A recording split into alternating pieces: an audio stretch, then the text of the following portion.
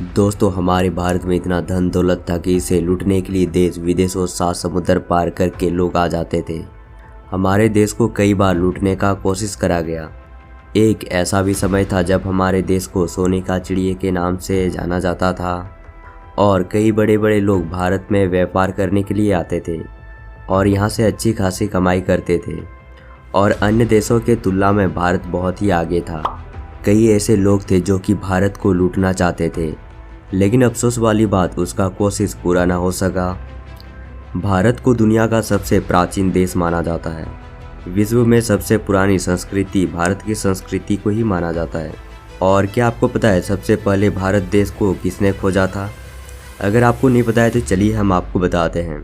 आपकी जानकारी के लिए बता दें कि भारत को नहीं खोजा गया है, बल्कि वहां तक जाने के लिए मार्ग को खोजा गया है।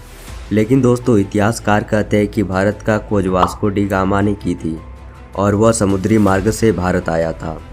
यूरोप से एशिया तक के समुद्री मार्ग का खोज का पूरा क्रेडिट भी वास्को डी गामा को ही जाता है। साथ ही वास्को डी गामा को डिस्कवरी ऑफ इंडिया भी कहा जाता है।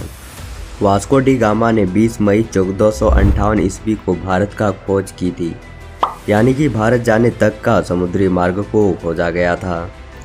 उन्होंने अपने 4 नाविका के साथ भारत की खोज की थी। वास्को डी गामा समुद्र के रास्ते से भारत आया था। साथ ही वास्को डी गामा समुद्री मार्ग से यूरोप से एशिया पहुंचने वाले पहले व्यक्ति थे। इसीलिए यूरोप से एशिया तक का रास्ता खोजने का पूरा क्रेडिट भी वास्को डी गामा को ही जाता है। कहा जाता है कि वास्को डी गामा ने 8 जुलाई 1497 को लिस्बन से भारत का खोज में अपनी यात्रा शुरू की थी।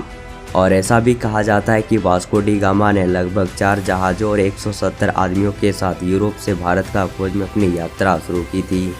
वास्को डी गामा भारत में कालीकट बंदरगाह पहुंचे थे। आपके जानकारी के लिए बता दें कि वास्को डी गामा ने 170 आदमियों के साथ भारत की यात्रा शुरू की थी, लेकिन उनमें से कई लोग बीच रास्ते में ही गंभीर बीमार का शिकार हो गए और उसमें से कुछ ही लोग भारत पहुंच पाए थे। वास्को डी गामा को भारत का खोज करने के लिए काफ़ी मुश्किलों का सामना करना पड़ा था। वास्को डी गामा भारत की खोज करते करते पहले अमेरिका पहुंच गए थे। वहां उसको पता चला कि वो ये जगह नहीं है जिसकी खोज उसको करनी है। उसको अभी काफ़ी लंबा रास्ता तय करना था। यही सोचकर कैप ऑफ गुड होप से हिंद महासागर में दाखिल हुआ, लेकिन इस लंबे और थका देने वाले सफ़र में उसके कई साथी बीमार भी पड़ गए थे। इसको देखते हुए उन्होंने मोजाम्बिक में रुकने का फैसला किया और वहाँ के सुल्तान को उन्होंने कई बेशकीमती तोहफे भी दिए और बदले में भारत की जानकारी और रास्ता भी जाना। यहाँ से उन्होंने अपने ज़रूरत के हिसाब से खाने पीने का सामान भी ले लिया था।